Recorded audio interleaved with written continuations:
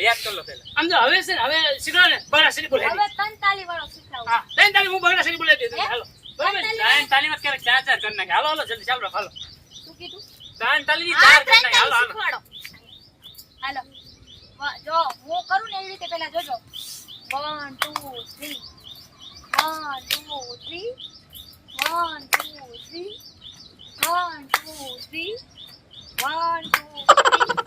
1 2 3 1 2 3 1 2 3 1 2 3 અરે ઘર બતાયા ચાલે લે એમાં હું રમનો ખાઈ દીજો